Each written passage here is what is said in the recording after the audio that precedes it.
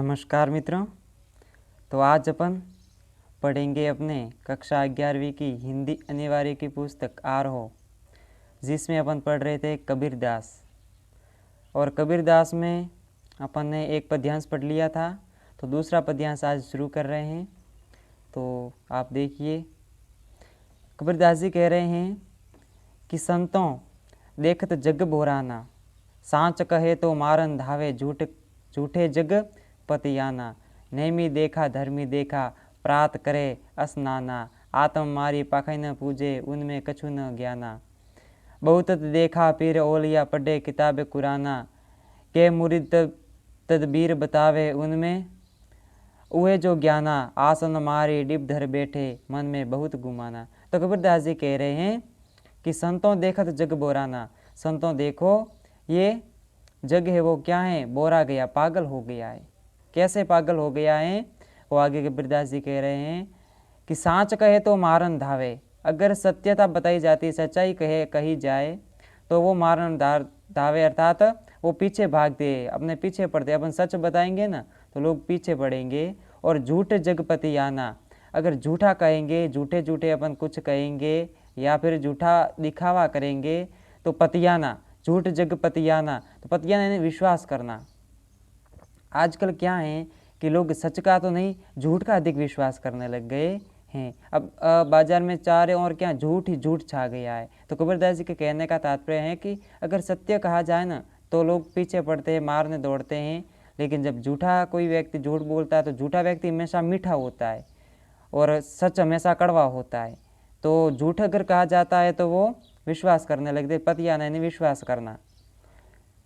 नेमी देखा धर्मी देखा प्रात करे स्नाना, तो आजकल के जो नेमी धर्मी, नेमी यानी जो नियम के अनुसार चलने वाला, नेमी धर्मी जो धर्म के अनुसार चलने वाला देखा, और प्रात करे स्नाना, और हमेशा क्या करते हैं, स्नान वगैरह करते हैं, नेमी धर्मी बन करके बैठे हैं।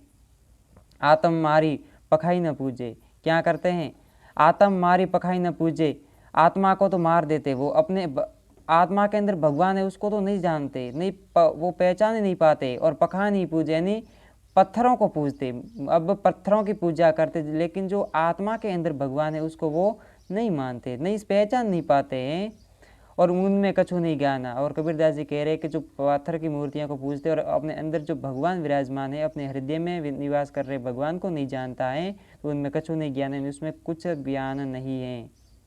आगे देखिए, बहुतक देखा पीर ओलिया पढ़े किताब कुराना, और ऐसे बहुत सारे बहुतक देखा। पीर ओलिया, ओलिया का अर्थ होता है जो शिष्य होता है, जो बड़े बड़े गुरुओं के शिष्य होते, तो वो कहते हैं बहुत देखा पीर ओलिया पढ़े किताब कुराना, और पढ़ते रहते, शिष्य बन करके बड़े बड़े किताबें पढ़ते रहते, ग्रंथ पढ़ते रहते हैं। पढ़े किताब कुराना, के मुरीद तदबीर बतावे उनमें उहे जो ज्ञाना। अब कह रहे हैं कि तदबीर बतावे नहीं, अपन को उपदेश देते फिरते हैं, अपन को बताते क्या करना है क्या नहीं करना है, और उनमें वह जो ज्ञान, और उसके पास में जो ज्ञान होता है वो बताते फिरते हैं।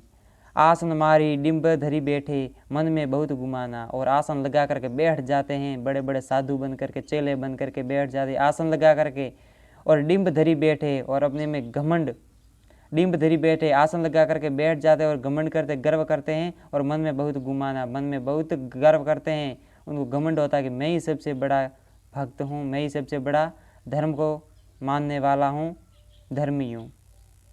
तो आगे कबीरदास जी कह रहे हैं, पीपर पाथर पूजन लागे तर तीर्थ गर्व भुलाना।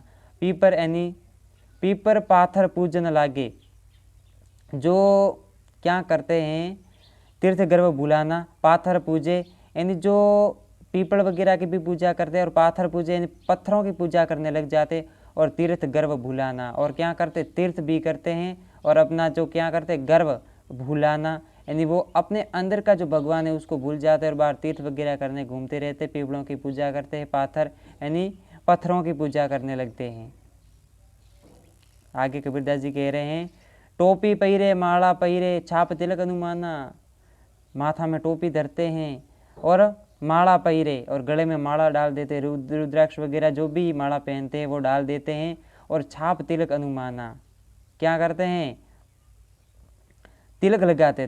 तिलक तिलक अपने ललाट में तिलक की छाप लगाते हैं। और साखी शब्द गावत भूले, और साखी शब्द तो कुछ आता नहीं है, गाते नहीं, गाते भूल जाते हैं। आत्म खबरी नहीं जाना, भूले आत्म खबरी नहीं जाना, और अपने अंदर का भगवान है उसको नहीं जान सकता, उसकी खबर नहीं ले सकता है। हिंदू कहे मोई राम प्यारा, तुर्क कहे रही माना। और हिंदू कहते हैं कि हमें तो राम प्यारा है, वो राम राम करके अपना भजन करता रहता है। और तुर्क यानी मुसलमान कह रहे हैं कि हमें रहीमन प्यारा है, रहीम प्यारा है, और वो रहीम का नाम लेते हैं और हिंदू राम राम का नाम लेते हैं। और आपस में दोई लरी लरी मुए, मर्म न कहू न जाना। और आपस में राम और रहीम का जो भेदभाव प्रकट करके क्या करते, आपस में सब लरी लरी मुए नहीं लड़ लड़ करके मर रहे हैं आपस में। वो कहता है कि मेरा धर्म बड़ा है, और वो कहता मेरा धर्म बड़ा है, वो कहता राम कहता, वो रहीम कहता है। तो ऐसे ऐसे होकर के क्या है कि लड़ने लगते हैं। मर्म न कहू जाना, और इनके मर्म यानी उसका उपचार है वो कहीं नहीं जाना। इसके दोनों के बीच का जो कड़ी है ना, उसको कैसे तोड़े, ये भेदभाव है इसको कैसे मिटाए, उसका मर्म नहीं कोई जान सका है। घर घर मंत्र देत फिरत हैं, महिमा के अभिमाना। और क्या है, घर घर जा करके मंत्र देते हैं, उपदेश देते हैं, और अपने आप को अभिमान समझते, अभिमानी समझते कि मैं ही सबसे बड़ा हूँ।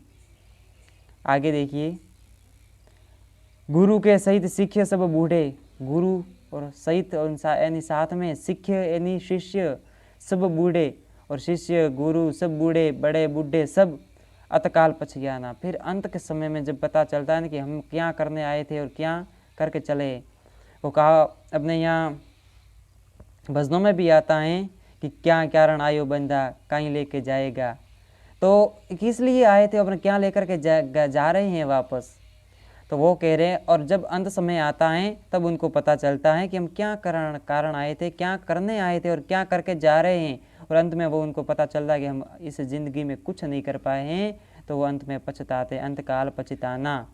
कहे कबीर सुनो वो संतों, ये सब भ्रम भुलाना। कबीरदास जी कह रहे हैं कि सुनो भाई संतों, ये सब भ्रम हैं, शंकाएँ हैं, भ्रम भुलाना। कहते कहीं कहा नहीं माने, जो कहना नहीं मानता है ना, सहजे सहज समाना। जिनको जो मान जाता है उनको ये सभी प्राप्त हो जाता है, आसानी से सरलता से भगवान प्राप्त हो जाता है। तो ये अपने पद्यांश पढ़ा, तो ये इसके शब्दार्थ हैं, जो आप कठिन शब्दार्थ है, जो आप पढ़ना चाहो तो पढ़ सकते हो। आगे अपन इसके व्याख्या, अपने एग्जाम में आएगा प्रश्न तो व्याख्या लिखनी पड़ेगी। तो इसकी व्याख्या इस प्रकार हो जाएगी,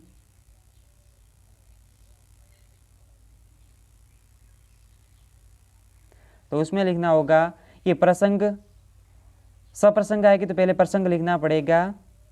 और प्रसंग में अपन को ये प्रसंग या ये लिखना होता है। फिर लिखना है कि प्रस्तुत पद पाठ्य पुस्तक आरोह भाग 1 में संकलित निर्गुण परंपरा के सर्वश्रेष्ठ कवि कबीर के पदों से उद्धृत हैं। इस पद में उन्होंने धर्म के नाम पर हो रहे बाह्य आडंबरों पर तीखा प्रहार किया, सत्य बताया है। ये इसका प्रसंग हो जाएगा। प्रसंग अर्थात वो लिया कहाँ से। फिर व्याख्या इसकी हो जाएगी, तो व्याख्या भी ऐसे अंडरलाइन करके लिखना है। तो व्याख्या हो जाएगी कि कबीरदास सज्जनों को संबोधित करते हुए कहते हैं कि यह संसार पागल हो गया है। जो व्यक्ति सच बताता है उसे मारने के लिए दौड़ते हैं, तथा झूठ बोलता है तो उस पर विश्वास कर लेता है। कवि हिंदुओं के बारे में बताता है कि ऐसे लोग बहुत हैं जो नियमों का पालन करते हैं तथा धर्मों के अनुसार अनुष्ठान आदि करते हैं। ये प्रातः उठकर स्नान करते हैं, अपने आत्मा को मारकर पत्थरों को पूजते हैं। वे आत्मचिंतन नहीं करते हैं। इन्हें अपने ज्ञान पर घमंड है, परंतु उन्होंने कुछ भी ज्ञान प्राप्त नहीं किया है। मुसलमानों के विषय में कबीर बताते हैं कि उन्होंने ऐसे अनेक पीर औलिये देखे हैं जो कुरान का नियमित पाठ करते हैं। वे अपने शिष्यों को तरह तरह के उपाय बताते हैं, जबकि ऐसे पाखंडी स्वयं खुदा के बारे में नहीं जानते। वे ढोंगी योगियों पर भी चोट करते और आसन लगाकर अहंकार धारण किए बैठे, उनके मन में बहुत घमंड भरा पड़ा है।